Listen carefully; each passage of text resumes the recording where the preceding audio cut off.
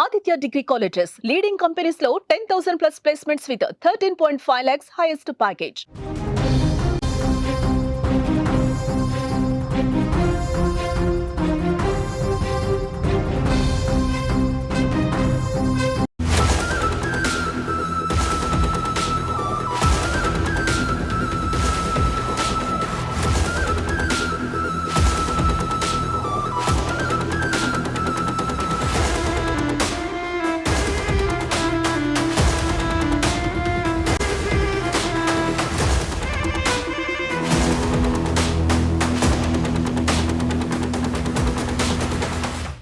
ధర్మస్థల కేసులో కీలక పరిణామాలు చోటు చేసుకుంటున్నాయి. ఒక్కొక్కటిగా మిస్టరీ వీడుతోంది. బయటకు వస్తున్నాయి కొన్ని విషయాలు.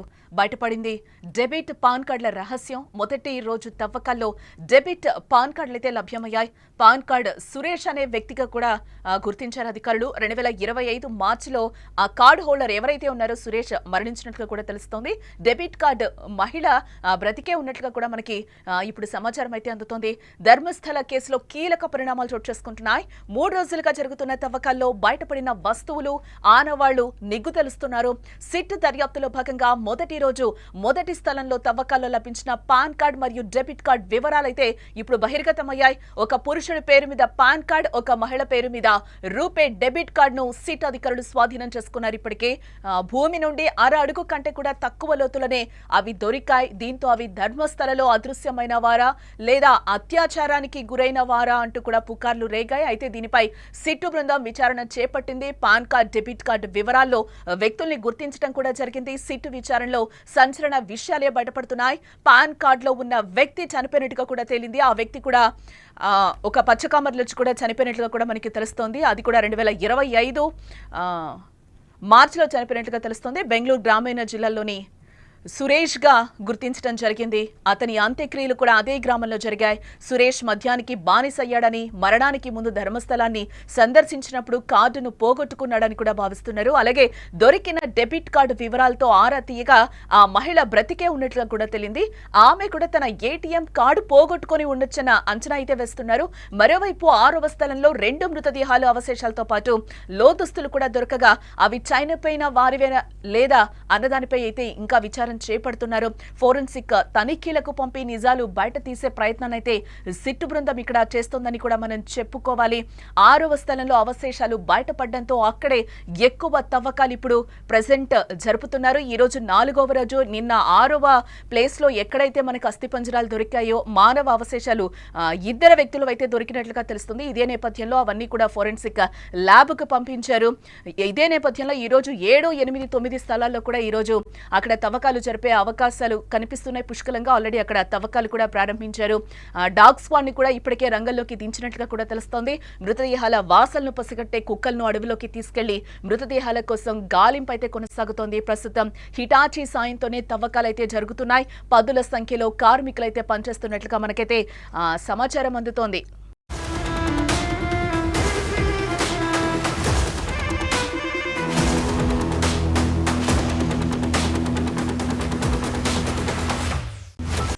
కర్ణాటకలోని ప్రసిద్ధ శైవ క్షేత్రమైన ధర్మస్థల పరిసరాల్లో పలువురు మహిళలను దారుణంగా హింసించి కడతీర్చారన్న వార్తలు, మహిళలను దారుణంగా హింసించి కడతీర్చారన్న ఆరోపణలు రాష్ట్రాన్ని కుదిపేస్తున్నాయి.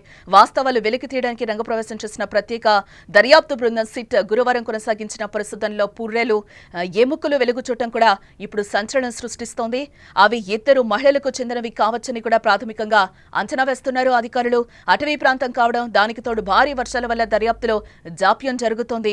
సిట్కు నేతృత్వం వహిస్తున్న డాక్టర్ ప్రణబ్ మహంతి కూడా ఈ విధంగా చెప్తున్నారు.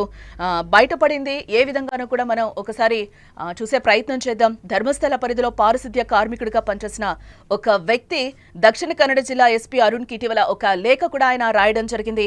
గతంలో ఇక్కడ మహిళలు, బాలికలపై ఎన్నో దారుణాలు జరిగాయి, నేనే ఎన్నో శవాలను పూడ్చిపెట్టానంటూ కూడా ధర్మస్థలిలో పారిశుద్ధ్య కార్మికుడిగా పనిచేసిన ఒక వ్యక్తి చెప్పడంతో దేశమంతా కూడా ఒక్కసారిగా ఉలిక్కి పడిందని కూడా చెప్పుకోవాలి. 1995 నుంచి 2014 మధ్య కూడా ఆయన 100కు పైగా మృతదేహాల్ని నేను పాతిపెట్టాను అని కూడా ఆయన ఒక ఫిర్యాదులు అయితే చెప్పడం జరిగింది.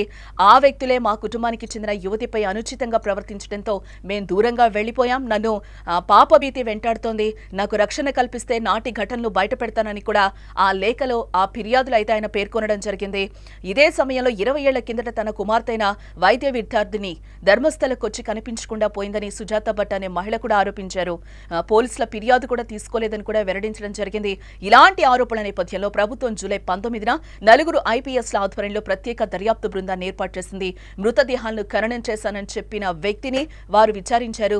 అతడు చెప్పిన 15 ప్లేసెస్ ఏవైతే ఉన్నాయో ఆ ప్లేసెస్ లో అన్నిట్లో కూడా సిట్ అయితే ప్రెసెంట్ తవ్వకాలు అయితే ప్రారంభిస్తుంది. ఆ తవ్వకాలు ఈ రోజు 4వ రోజు కూడా చేరుకున్నాయని చెప్పొచ్చు. ఈ రోజు 4వ రోజు ఏదైతే చెప్తున్నారో 6, 7, 8, 9 అలాగే నిన్న 6లో అయితే 2 అవశేషాలు దొరికిన విషయం మనకు తెలిసిందే. ఈ రోజు పక్కనే ఉన్న 7, 8, 9 ప్లేసెస్ లో కూడా ఈ రోజు తవ్వకాలు ప్రారంభించారు అధికారులు. ఇదే నేపథ్యంలో 9వ స్పాట్ ఏదైతే ఉందో అది చాలా ఇంపార్టెంట్ అని కూడా అధికారులు చెప్తున్నారు. ఎందుకంటే ఆ పారిశుద్ధ్య కార్మికుడు ఎవరైతే ఉన్నారో తను అక్కడ నేను 10ల సంఖ్యలో అయితే మృతదేహాల్ని ఖననం చేశాను, పూడ్చి పెట్టానని కూడా చెప్పాడు. ఈ రోజు అయితే ఆ 9వ స్పాట్ ఏదైతే ఉందో అది కీలకంగా మారనుంది. 6, 7, 8, 9 పక్కపక్కకే ఉన్నట్లుగా కూడా తెలుస్తుంది. ఈ రోజు 7వ ప్లేస్ లో అయితే తవ్వకాలు ఆల్రెడీ ప్రారంభించారు. బోరున అక్కడ వర్షం పడుతున్నా కూడా అధికారులు అయితే అక్కడ తవ్వకాలకి వెనకడుగు వేయడం లేదు. నేత్రావతి అవతల సైడ్ నిన్న 6వ ప్లేస్ లో ఎక్కడైతే మనకి అవశేషాలు దొరికాయో అదే ప్లేస్ లో ఈ రోజు తవ్వకాలను అయితే అధికారులు ఆల్రెడీ ప్రారంభించారు. అక్కడ క్లూస్ టీమ్స్ అన్ని కూడా చేరుకున్నాయి. అక్కడ దొరికిన అవశేషాలని కూడా ఆల్రెడీ నిన్న ఫోరెన్సిక్ అధికారులు ఫోరెన్సిక్ ల్యాబ్స్ కి కూడా పంపించడం జరిగింది. ధర్మస్థల కేసులో కీలక పరిణామాలు ఇక్కడ చోటు చేసుకుంటున్నాయని కూడా మనం చెప్పుకోవాలి. 3 రోజులుగా జరుగుతున్న తవ్వకాల్లో చాలా విషయాలు, చాలా సంచలన విషయాలు కూడా బయటపడుతున్నాయి. అవన్నీ కూడా ఎప్పటికప్పుడు సుమన్ టీవీ మీకు అందిస్తూ ఉంది.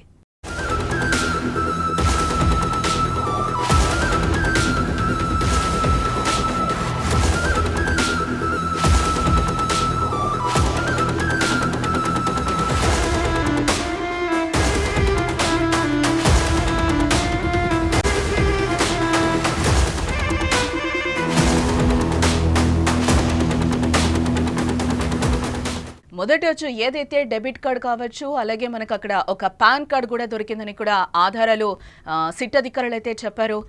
వాటికి సంబంధించి కూడా చాలా వివరాలు బయటపెడుతున్నారు. ఆ ఏటీఎం కార్డు పాన్ కార్డు వ్యక్తి అయితే ఆల్రెడీ మరణించాడు. ఎవరైతే ఏటీఎం కార్డు దొరికిందో ఆ మహిళ అయితే బతికే ఉందని కూడా అధికారులు క్లియర్ గా చెప్తున్నారు. అక్కడ లోదుస్తులు కూడా కొన్ని దొరికాయని కూడా చెప్తున్నారు.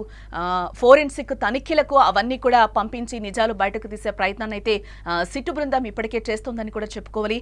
6వ స్థానంలో అవశేషాలు బయటపడడంతో అక్కడే ఎక్కువ తవ్వకాలైతే అధికారులు జరుపుతున్నారు ప్రజెంట్. అలాగే మొదట జరిపిన 5 ప్రాంతాల్లో కూడా మళ్లీ తవ్వకాలు జరిపే అవకాశం ఇక్కడ ఉన్నట్లుగా కూడా అధికారిక వర్గాలైతే వెల్లడిస్తున్నాయి. కళేబరాలు బయటపడడంతో మళ్లీ క్షుణ్ణంగా పరిశీలించాలనే ఉద్దేశంతో మరోమారు ఫోకస్ చేసే అవకాశం ఇక్కడ లేకపోలేదు. అయితే ముఖ్యంగా 7 నుంచి 13 స్పాట్స్ మాత్రం జాగ్రత్తగా తవ్వేందుకు ఏర్పాట్లు అయితే జరుగుతున్నాయని కూడా అధికారులు చెప్తున్నారు. డాగ్ స్క్వాడ్ ను కూడా ఇప్పటికే రంగంలోకి దించాం. మృతదేహాల వాసనలు పసగట్టే కుక్కల్ని కూడా అడవిలోకి తీసుకెళ్లి మృతదేహాల కోసం గాలింపతే కొనసాగుతోందని అధికారులు చెప్తున్నారు. ప్రస్తుతం హిటాచీ సాయంతోనే తవ్వకాలు కూడా జరుగుతున్నాయి. 10ల సంఖ్యలో కార్మికులైతే అక్కడ పనిచేస్తున్నారని చెప్పుకోవాలి.